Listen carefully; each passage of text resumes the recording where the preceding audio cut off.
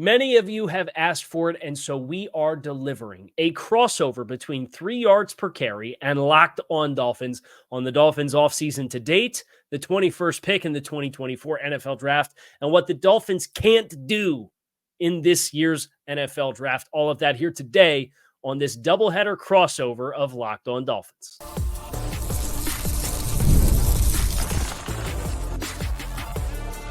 You are Locked On Dolphins, your daily Miami Dolphins podcast, part of the Locked On Podcast Network, your team every day.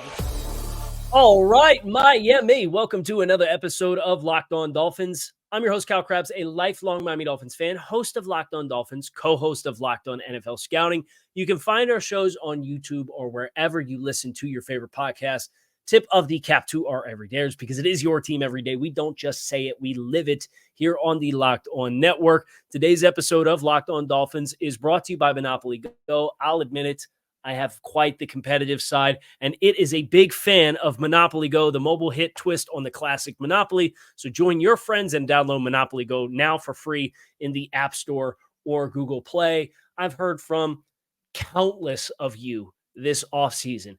Do the 3 yards per carry crossover. We love Alf. We love Chris. We love Simon. We want to hear you guys all talk about the Dolphins this offseason, the offseason of Dolphins podcast crossovers. Well, here you go. I reached out to Alf, and I reached out to Simon, and I reached out to Chris. And Simon, well, he's a little busy putting the finishing touches on his 129,000-word 2024 NFL Draft Guide.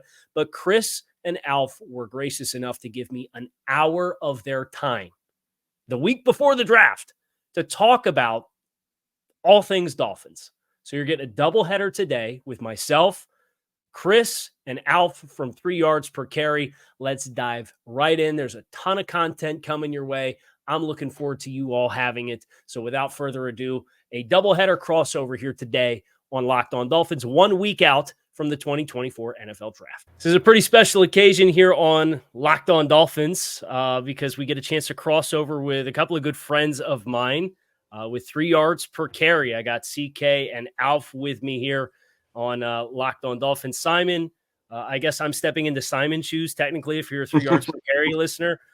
Simon's putting the finishing touches on his draft guide that is an absolute monster from what I have seen from him, kind of spreading the word about it. So CK and Alf, want to thank you guys for taking some time doing this crossover with me. I know a lot of people have been interested in us kind of sharing our thoughts on the team, and want to give you guys a chance to any Locked On Dolphins listeners that might not be 3 yards per carry listeners or aware of 5 reasons to kind of get an idea of who you guys are, where they can find you, and so on and so forth. Oh, yeah, you could get our podcast anywhere you get your podcast. It's the number 3 yards per carry. We also have a Discord, over 2,000 members right now. If you want to become a member of our Discord, it's at discord.gg/OnlyFans. You can become a member there for $3 a month. As for Simon's draft guide, I just put out a text to Simon to try to get some more details. But as of right now, you can DM him on Twitter at SI Clancy, CLANCY, and he will give you the details of how you can obtain this thing. It's 129,000 words. And Chris, we were talking in the pre-show about the labor of love that is, and better Simon than us for sure. But excited to get your thoughts, and Alf, your thoughts here on this Dolphins offseason and this Dolphins draft that we have coming up next week. So I want to set the table. We'll get into this. First wave of free agency is in the books. Would love to hear from you guys. I have some thoughts. The biggest surprise or biggest surprises for what the Dolphins have not, or are waiting to accomplish through the first wave of free agency. Well, I think that I don't know if it was so much a surprise. Well, first, it was clear that the theme was taking hold, that they were going to make sure that if they're going to lose Christian Wilkins and Robert Hunt, that they're going to get paid for that. So they've made sure that they have manipulated the compensatory system, and much was made of that. I think some of us saw that coming kind of a mile away. But I think that that's one of the main themes that have gone on, because if you pay attention to who they got and when they got them, it was on purpose. It was a lot of intentionality. But as far as the offensive line goes, we talk about that pretty much like every year, right? And it almost feels like the Peanuts cartoon with Lucy holding the football and Charlie Brown, going to kick it, and she pulls it away every time. And that's Chris Greer with the offensive line. And we always think that he's gonna really revamp the offensive line and restructure it and stuff like that, and then they never do it. So what they did instead is Connor Williams is probably out. I think that all the indications are that he was kind of not only is he really injured with the ACL, it's a very serious injury. I think there's some there, if you read the tea leaves, there's stuff about his personality or something to do with how they get on with him or how he gets on with his agent, but something's not really matching up there. If you listen to what Drew Rosenhaus says about him, so they went and replaced him. They went and replaced him with the most explosive center probably in the NFL, in Aaron Brewer. Is he a good pass protector? Well, he wasn't necessarily with the Tennessee Titans. But he also had to pass protect for longer there, and he had to pass protect for a rookie quarterback that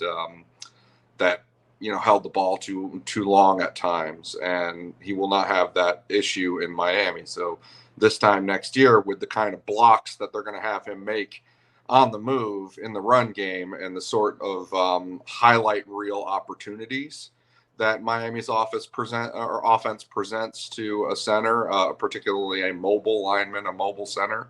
I wouldn't be surprised at all if this time next year, all of the analytics nerds are talking about him as being, one of the best centers in the league.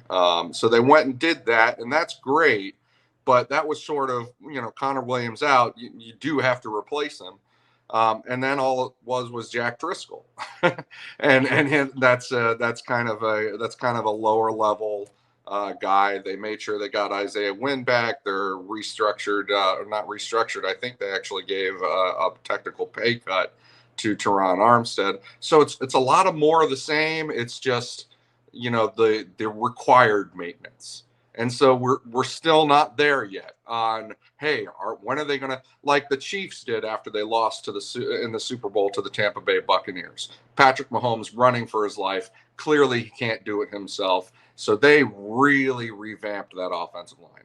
Well, that hasn't come from Miami yet. And maybe it never will. And maybe that's one of those surprise things that we're learning about Miami as they go on.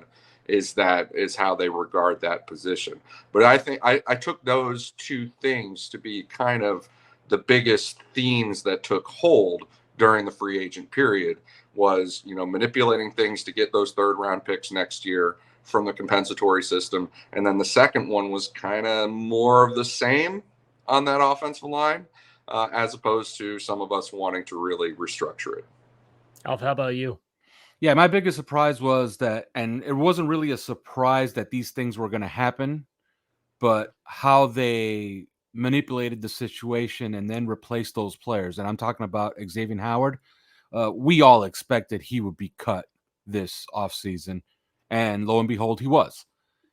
We kind of had an idea that they might seek a savings with Jerome Baker, probably via some type of pay cut or restructure.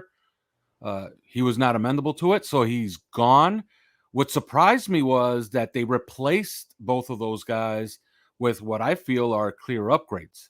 And I didn't expect them to go out and get high-ticket items in Jordan Brooks and Kendall Fuller, but they did. And when the offseason started, I did not expect to have upgrades at those two positions. I thought that they would just work from within and probably a lower level free agent to compete with Cam Smith for that perimeter corner spot, and then Caterco, who would just work inside like he did before.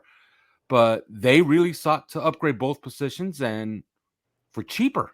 So I think that was really, really good work, and it was a surprise that they pulled it off, and a pleasant surprise that they used the money that they did on those two particular players, because those two players that I really, really like, especially Jordan Brooks, who I've liked since going back to the draft, where Chris didn't like him, and I actually wanted to take him in the first round in Noah Igbenogany's spot. So, he was a good blitzer back then.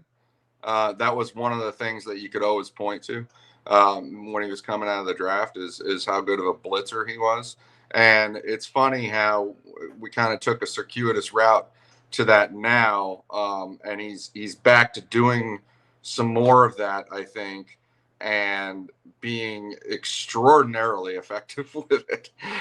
His pressure rate on his blitzes is pretty much off the charts. And so what really he's done in his career that's been a pleasant surprise, it's been nice, is how much he's developed as a coverage linebacker. And a lot of people weren't really aware of how advanced he had gotten that way. But yeah, he has gotten, I think if we're talking purely surprise, then I share your view that Jerome Baker being cut was a surprise. I thought that they were going to work on keeping him, perhaps restructure him for cap space or even extend him for cap space. I know that there were discussions there and probably they just didn't go the right way, but yeah, just being without him was a surprise. Obviously Xavier Howard was going to be out the door, but Jerome Baker, you didn't necessarily know that. I'll admit it. I have quite the competitive side. My friends have been sure to tell me that themselves. And my competitive side, it just so happens to love Monopoly Go. I'm sure you've heard of it. It's been downloaded over 150 million times. It is a great twist on the Monopoly Classic, where you play on not one, but hundreds of Monopoly boards in crazy locations, building up amazing cities that bring you big money. But the best part is messing with your friends. I can not only charge them rent on my iconic properties, just like in classic Monopoly, but I can also heist their vaults for riches for myself. And the leaderboards show who the biggest Monopoly tycoon is. It's not just my competitive side that loves it. It's my collaborative side as well. You can team up with friends and people from all around the world in timed tournaments to earn huge rewards. So get in the game and join your friends. Download Monopoly Go now for free in the App Store or Google Play. And then Jordan Brooks, you add in this Anthony Weaver layer where he's been in some, from a background perspective, pretty heavy pressure-oriented defenses between Mike McDonald and Rex Ryan. And you think about how good and impactful he's been as a pressure player. And that was kind of one of the impactful areas of Jerome Baker as well. When you go back to the early Brian Flores years, I think that first year there was overlap. He ended up getting paid off of having 7 sacks or something like that as a guy who could walk up on the edge. But Jordan being a bigger player who can come from depth as a pressure player, I think is a nice layer when you foil that with the coverage upside.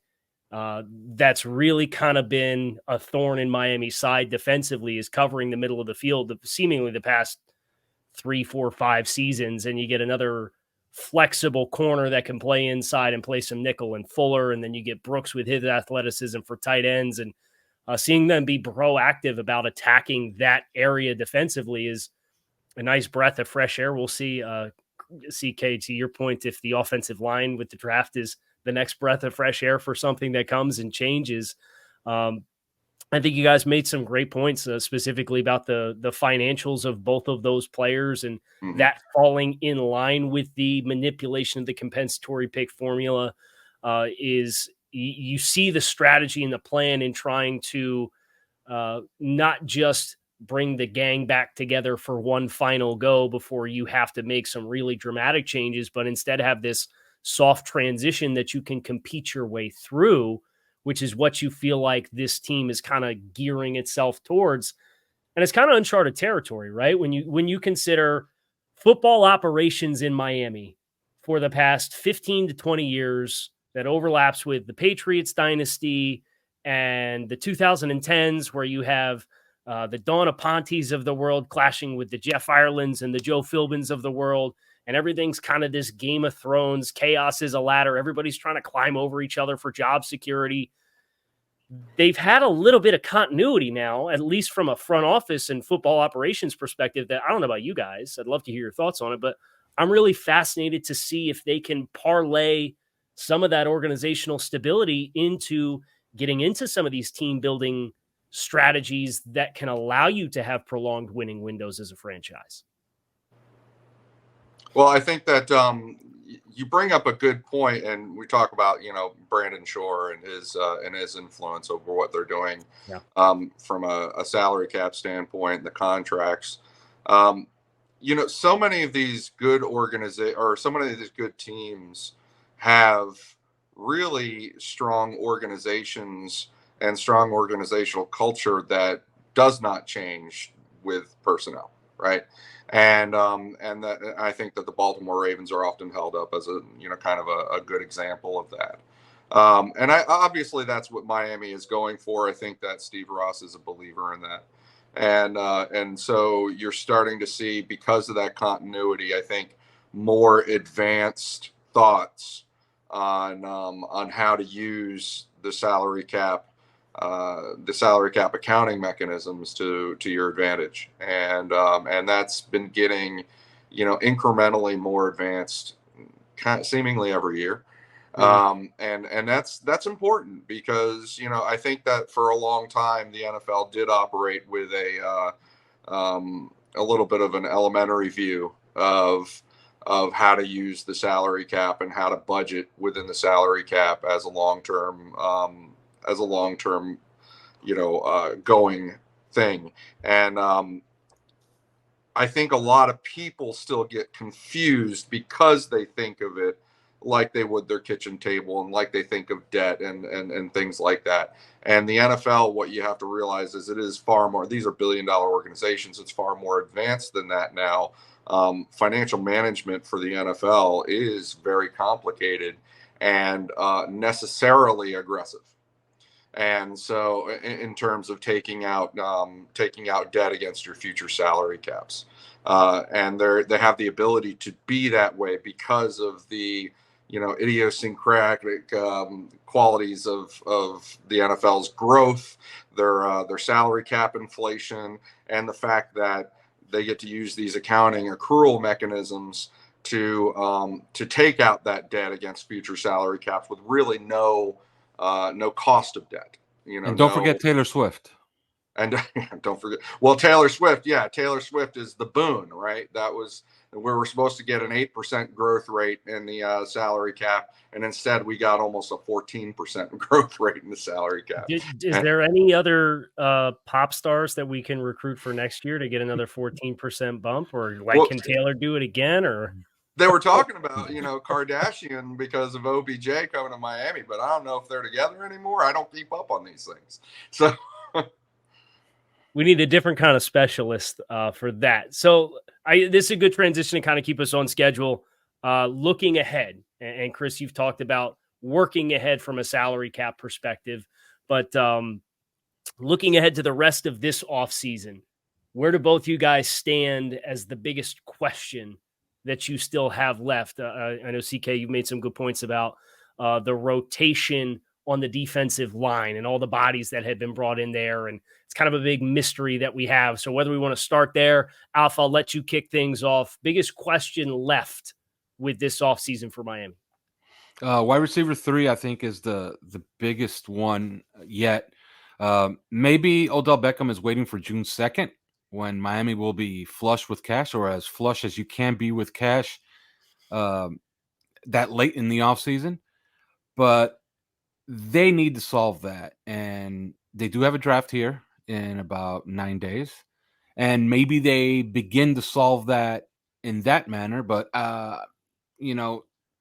relying on a rookie for a team that is going to be prime for contention, to be trying to win a Super Bowl, I think is a little bit too optimistic. It's putting a lot of faith in the draft pick. And I really do feel that this is important, getting this deal done with Odell Beckham. If you don't get it done with Odell Beckham, I think that the pickings are actually slim.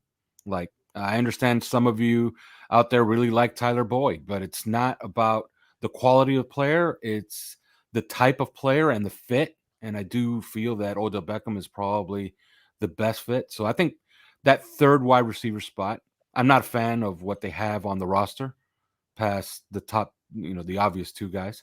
So I think that's the biggest question I have going forward, because it's a bit uncertain. All we know is that Odell Beckham has an offer in hand, and we do know, apparently by the inaction of it, that it's not good enough. Right. So I'm interested to see where that ends, and I'm willing to bend. And I hope that Chris Greer is willing to bend as well. And maybe he is waiting for June 2nd. And if he is, I feel as if we'll get good news come June 2nd. Wouldn't it be great if you could see all your investment and retirement accounts in one place? With Yahoo Finance, you can consolidate your views from multiple accounts into one hub and access expert analysis that you need for your entire portfolio with confidence.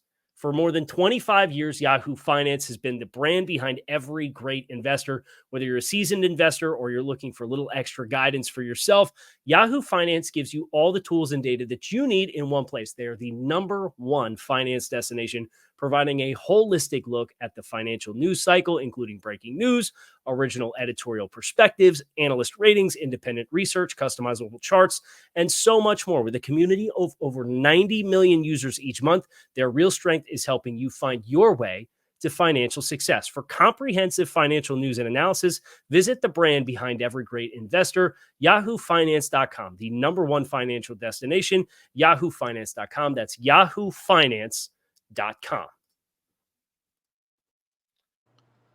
I mean this figuratively, not literally, but what I'm waiting to see is I want to see some offense.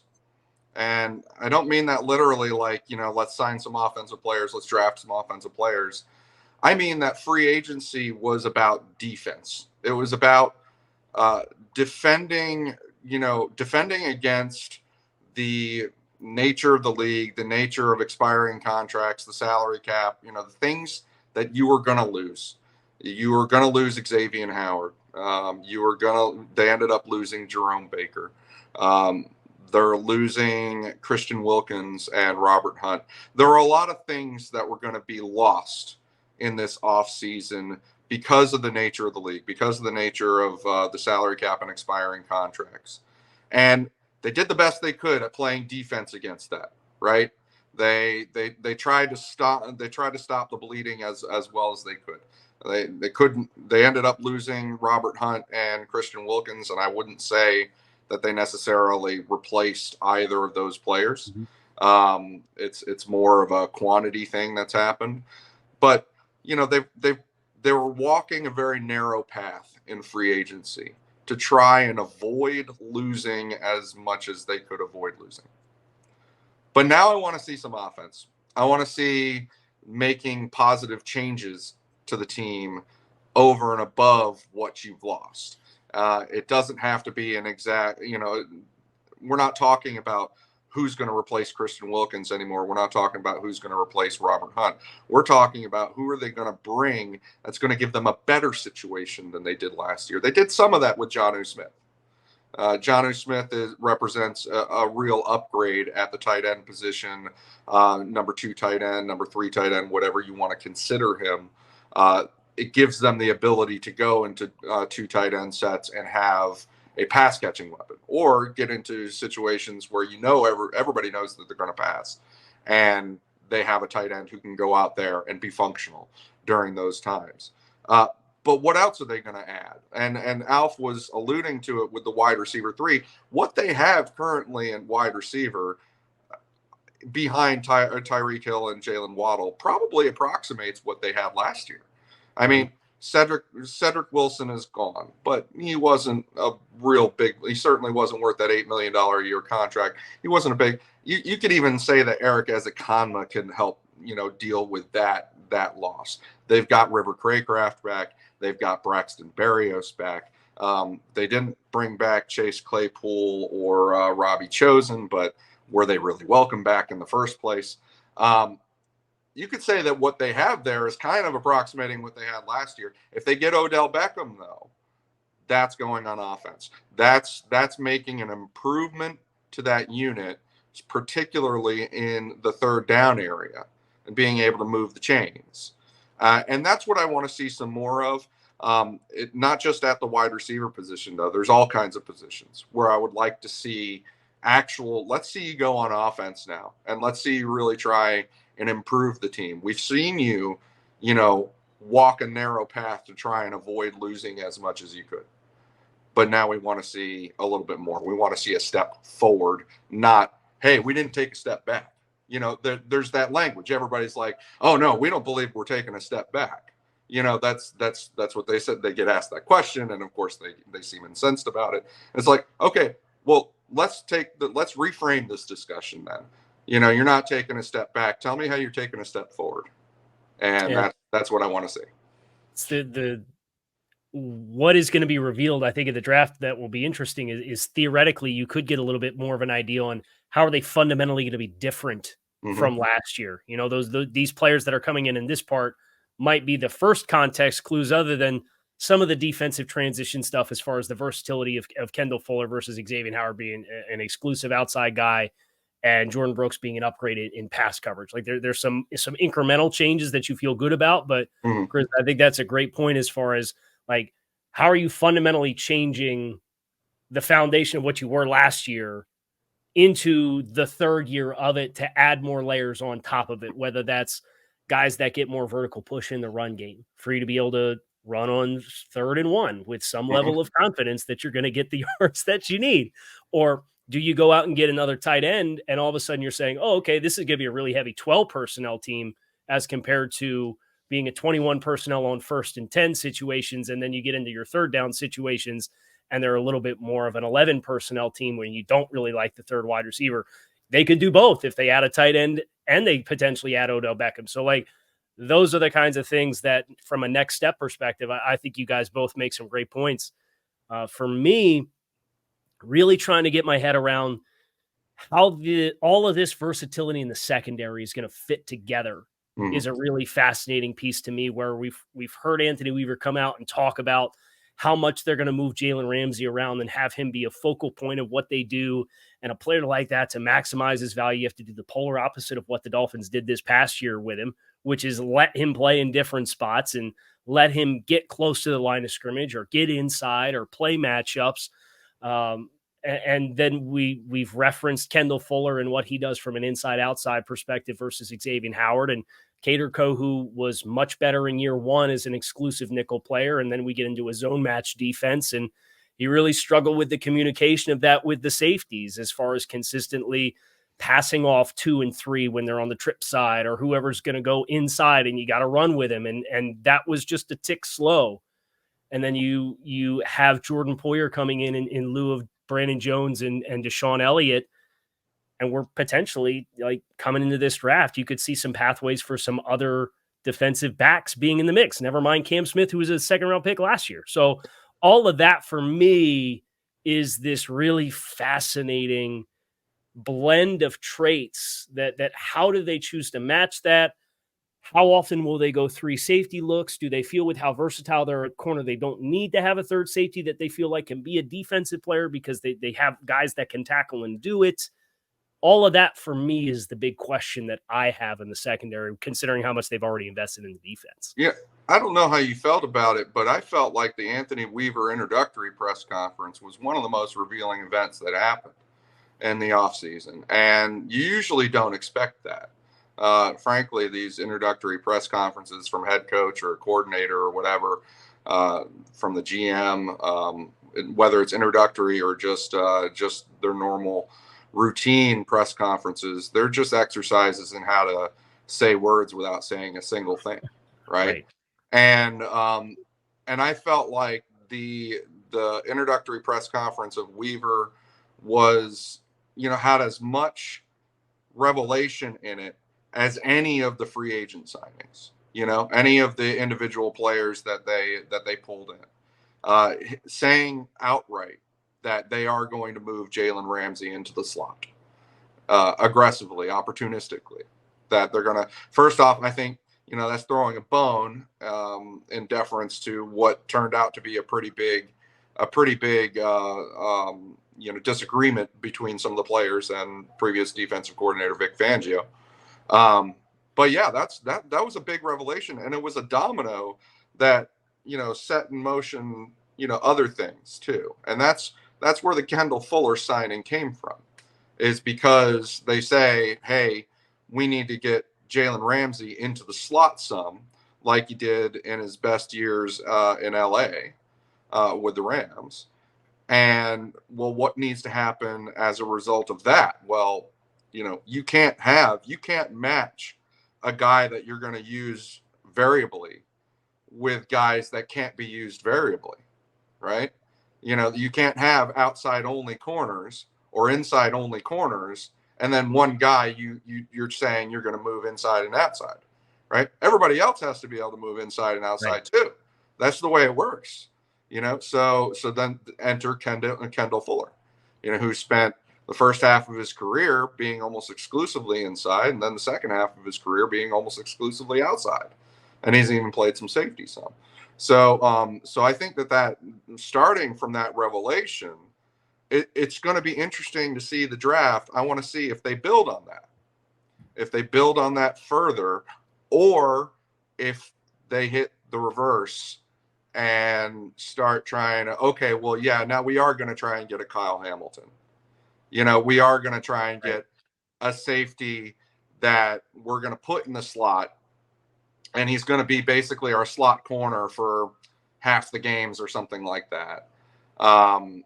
Instead of Kader Kohou, or combination Kader Kohou, Kendall Fuller, Jalen Ramsey. If I want to see if they build on this and what the final form really looks like, or if they kind of go back and say, no, we are going to be very literal about how we map over the Baltimore defense onto this Miami defense. Yeah, it's the ability to play matchups on a week-to-week basis seems like it's something that you feel in theory that they're kind of skewing towards. Mm-hmm. But in order for that to happen, like we got done talking about with a wide receiver 3 and potentially another tight end, I think that's the answer to that defensively, is having a third safety that can play in the nickel, whether that's Javon Holland and you get another deep safety, or otherwise, to allow you to, when you get 12 personnel teams, you have the third safety, you play the big nickel, and that player plays in there. And when you get 11 personnel teams, then it's Kader Kohou that's potentially the third corner that's out there. So that's the first half of our crossover with Alf and Chris, talking about the Dolphins and this offseason. The conversation's really only just begun, however. It is paramount that you make sure you catch part 2 of this doubleheader coming your way in another episode of Locked On Dolphins here today on the program. You can find it on YouTube or wherever you listen to your favorite podcasts, as you can all of our shows here on Locked On Dolphins. I'm your host, Kyle Krabs. Fins up, and I hope to see you on the other side.